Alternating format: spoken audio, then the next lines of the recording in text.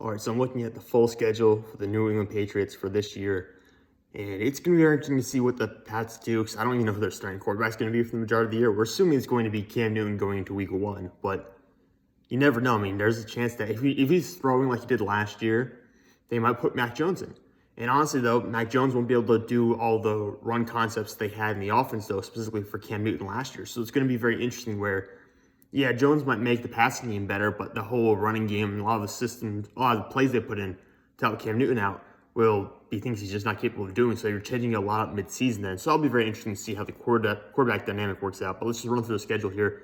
Week 1, Miami. Week 2, it's the New York Jets. Week 3, the Saints. Week 4, Tampa Bay. Week 5, Houston. Week 6, Dallas. 7, the Jets again. Week 8, the Chargers. Week 9, you play Carolina. That's potentially a revenge game for Cam. Obviously, Cam Newton spent the majority of his career in Carolina. Week 10, Cleveland. Week 11, Atlanta. That's a Thursday night game. Week 12, Tennessee. Week 13, Buffalo. That's a Monday night football game. Week 14, that's your bye week. That's actually probably a nice bye week to have that late in the season. Maybe it's too late, though. I don't know. Week 15, Indianapolis. Week 16, Buffalo again. So you face Buffalo twice at the very back end of the schedule. Week 17, Jacksonville, and finish Week 18 with Miami at Miami. So that's going to be a very interesting schedule to play out. You start and end with Miami. So let's go through here. Let me just tell you who I think is going to win every game here in this matchup. So I think the Pats are going to lose to Miami. They're going to beat the Jets. They're going to beat the Saints. They're going to lose to Tampa Bay. They're going to beat Houston. They're going to beat Dallas. They're going to beat the Jets again.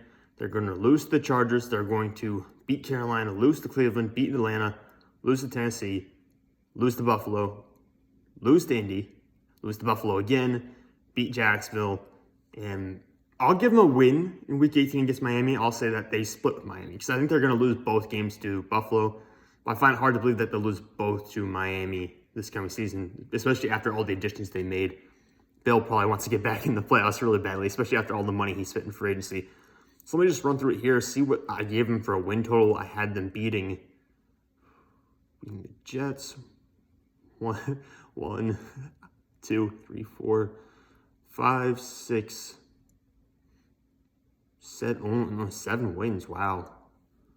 Geez, 7-10 in mind, just going off what I threw out there, just going through the schedule real quick. So this is probably a 7 or 8 win team, which means they hadn't really improved much from last year, just looking at how everything's going to go down. So I don't know. Maybe that's off. Maybe I'm wrong here.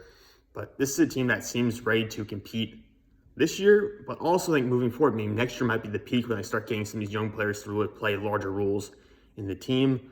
I don't know. I mean, to me, this is maybe a wild card team, but they're not going to win the division. Obviously, that belongs to Buffalo. They might not even be better than Miami this year. So I really don't know where the Patriots are going to go with this team. They spent a lot of money, a lot of draft capital on adding contributors, but again, I don't really know where this team's going to go from here. This to me is still an 8-9, 9 or 8 team.